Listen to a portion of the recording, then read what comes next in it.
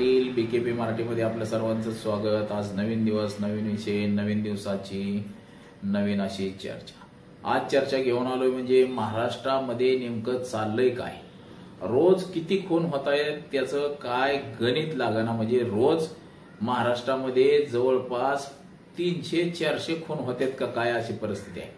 बघा, वैष्णवीची हत्या झाली काल शिरूर तालुक्यातल्या खंडाळा या ठिकाणी। तिहेरी हत्याकांड म्हणजे दलित कुटुंबातल्या 3 जणांना पेट्रोल टाकून जिवंत जाळलं। म्हणजे काय भयान परिस्थिती महाराष्ट्रामध्ये झाली। महाराष्ट्राचे मुख्यमंत्री देवेंद्र भाऊ फडणवीस हे 2014 पासून गृहमंत्री झाल्यापासून महाराष्ट्राला घरघर लागली का काय अशी सध्याची परिस्थिती झालेली आहे। खून, दरोडा, खंडणी, मारामारी, दिवसाढवळ्या गोळीबार, म्हणजे गुन्हेगारीकरणाला किती खतपाणी घालावं त्याचं हे एक महाराष्ट्र उत्तम उदाहरण। आपण जे म्हणायचो बिहारला लय क्राईम आहे, परंतु बिहारला काही क्राईम नाही, उलटा महाराष्ट्रामध्ये क्राईम जास्त वाढलाय अशी परिस्थिती आहे। तर त्याच विषयाची आज चर्चा घेऊन आलोय। तर चला, सर्वप्रथम आपण जर चॅनल सबस्क्राईब केला नसेल तर आपण सर्वप्रथम चॅनल सबस्क्राईब करावा, म्हणजे आपल्याला नवनवीन व्हिडिओ पाहायला मिळतील। नवनवीन ज्या काही गोष्टी घडामोडी ज्या काही घडतंय ते आपल्याला पाहायला मिळेल। तर चला चर्चेला सुरुवात करूया। बघा, पुणे जिल्ह्याचे पुणे ग्रामीणचे नवीन पोलीस अधीक्षक म्हणून गिल साहेब यांनी पदभार हाती घेतलाय पुणे ग्रामीणचा। आणि ग्रामीणचा पदभार हाती घेतल्यापासून गोळीबाराचे 2-4 प्रकरणं झाली, खुनाचे 10-15 केसेस झाल्या, जास्त झाले असतील, मी कमी सांगतोय। तर बघा, काल एक दलित कुटुंबाला जिवंत जाळलंय आणि पेट्रोल टाकून जाळलं। शिरूर तालुक्यातल्या खंडाळा या ठिकाणी तिहेरी हत्याकांड घडलंय। या महिलेला बघा, याची माहिती देखील पोलिसांना नव्हती। अज्ञात खुनाचा गुन्हा दाखल करण्यात आलेला आहे। आता याची माहिती म्हणून बघा, सहपोलीस उपनिरीक्षक गुलाब भीमराव येळे वय 55 यांनी शिरूर रांजणगाव MIDC पोलीस स्टेशनला माहिती दिली। त्यानंतर अज्ञातावर गुन्हा दाखल झाला आणि नवीन एसपी गिल साहेब हे धावत त्या ठिकाणी आले।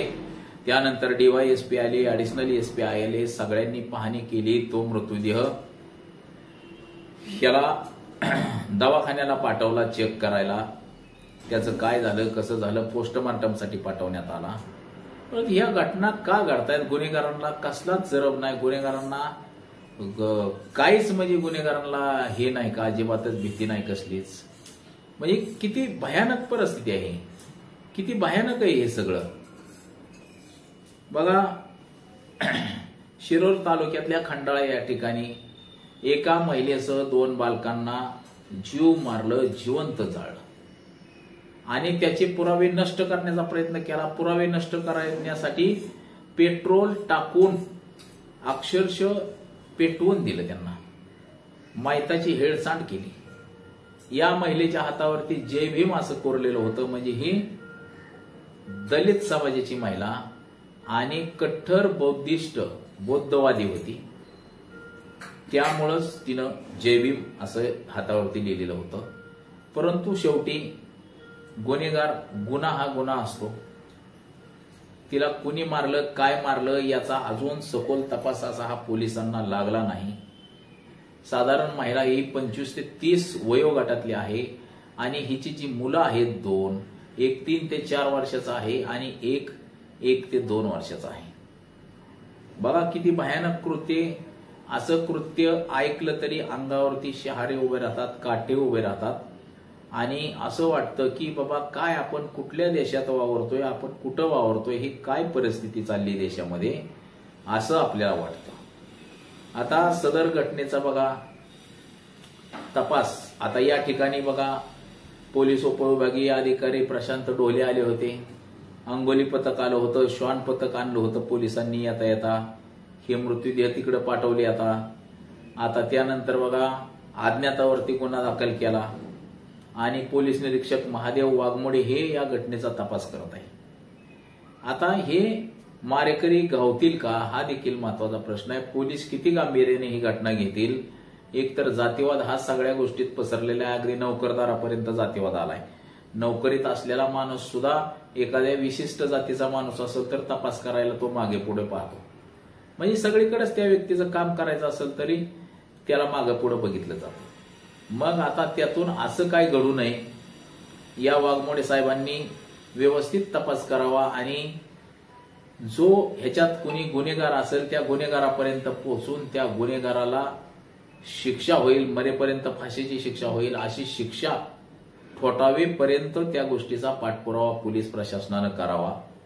तेव्हाच कुठंतरी गुन्हेगारांना देखील जरब बसते की आपण गुन्हेगाराला असं वाटतं की गुन्हा करतो आपण, पोलिसांना ह्याचा काय धागदोरा लागणार नाही, पोलिसांना काही तपास लागणार नाही, पोलिसांना काही सापडणार नाही याच्यातलं.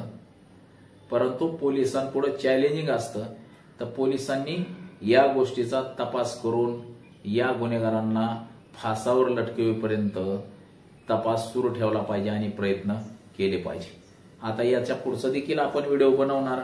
ही महिला कोण आहे, कुठली, काय आहे, जशी माहिती आपल्याकडे येईल पोलीस स्टेशनकडून त्या पद्धतीनं आपण त्याचा तपास सविस्तर असा कसा झाला, काय झाला हे सांगूच.